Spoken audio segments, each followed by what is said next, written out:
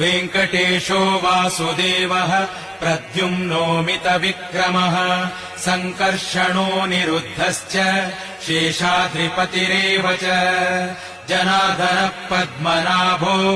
वेङ्कटाचलवासनः सृष्टिकर्ता जगन्नाथो माधवो भक्तवत्सलः